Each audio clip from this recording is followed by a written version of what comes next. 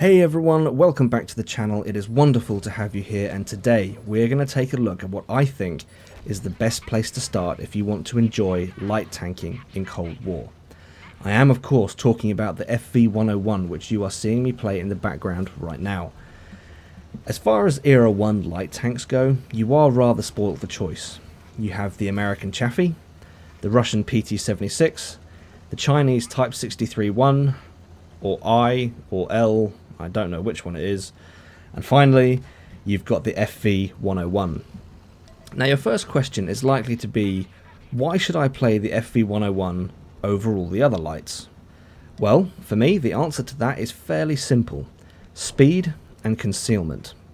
Light tanks don't generally have a huge amount of armor, and their guns don't tend to do a huge amount of damage either, unless you're talking about something like the Sheridan or anything that's got a anti-tank guided missile. You know, those guys can put out a fair bit of damage, but for the most part light tank guns aren't, well, they're not heavy guns. You know, you're not going to do, in Cold War you're not going to do 500 damage per shot. You know, you're down at sort of 200 roughly, so that's the kind of range you're looking at for damage. It's not huge. There's nothing really to get excited about, and because of this, light tanks need to sort of make up for that lack of output damage in other ways, and they do that with concealment and speed. They need to be able to go as fast as possible without being seen, and the FV101 does this very, very well. It does it so well, in fact, that the end result for you as a new light tanker is you will more than likely enjoy light tanking more, because it's all too easy to give up on a line because the first experience of it is just not fun. And I can understand that. It's disheartening when you start to play a new line and you think, oh, if the whole line's going to be like this, I can't be bothered. You sell the tank and you never go back to it. So if a tank can be fun to play straight away, you're more likely to carry on, and that's where I think the FV101 excels. Okay, let's take a look now at the 101 and see what we can do to enhance it. Right now, in this game you're seeing here, I am running the CamoNet, Enhanced Powertrain and Traction System.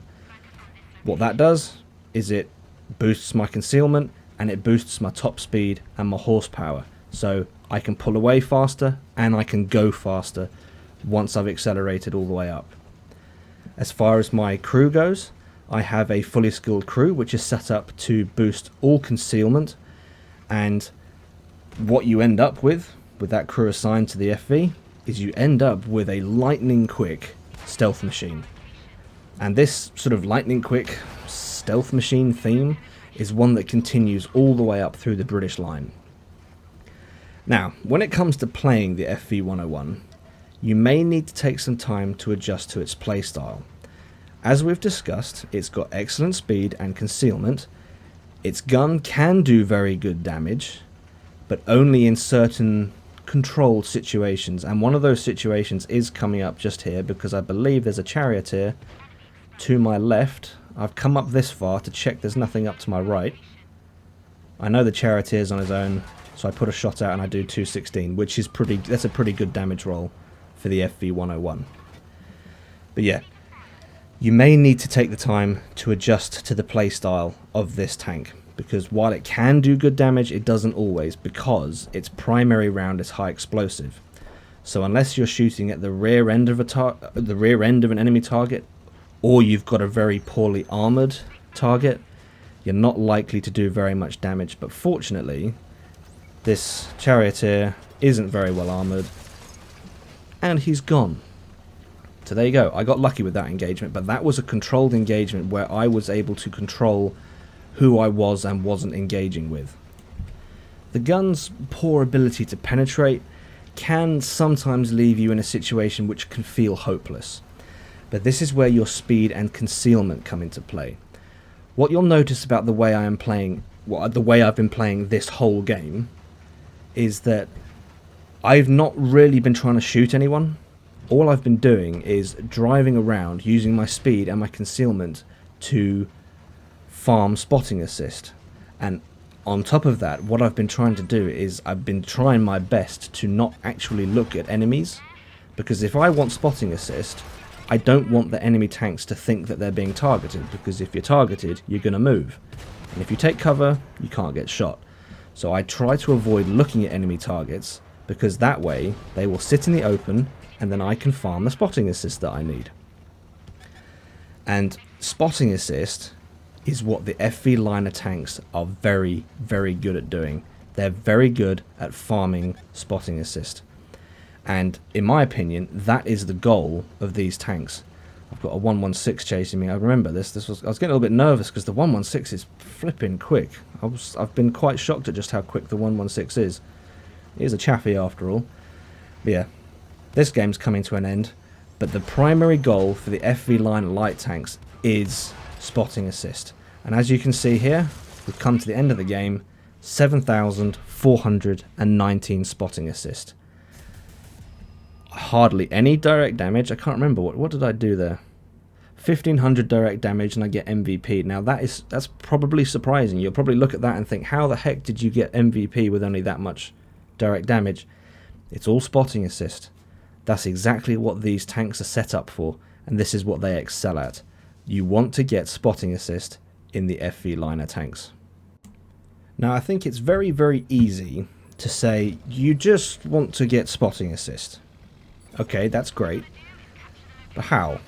If you're new to the game, you might not know how to do that. And there are two ways. In the FV101 specifically, there are sort of two main ways you can go about doing that. First of all, you can use your speed and your concealment again to find a position of advantage in the start of a game, push up to a location where you feel you can sit in a bush or a knocked over tree or whatever it might be. You feel like you can sit there and just wait for the enemy team to come to you. This is a perfectly good strategy. It can work at times, but not always. Sometimes the enemy team doesn't come to you. Sometimes you need to go to them. And that is where, again, use your speed and use your concealment. And in addition to just those two things, what you'll want to do is, if you're pushing up and you're being spotted, you do not want to stop moving. You need to keep moving, and I cannot stress this enough. The number of times I've been able to kill a light tank because they just stopped moving. They were unspotted, that's fine, that's not a problem, but they were stationary, and you can just get the shot off on them. It is so easy to kill a stationary target, and that's what you want to avoid being. You have to keep moving because your speed and your maneuverability is what will help you survive against enemy players.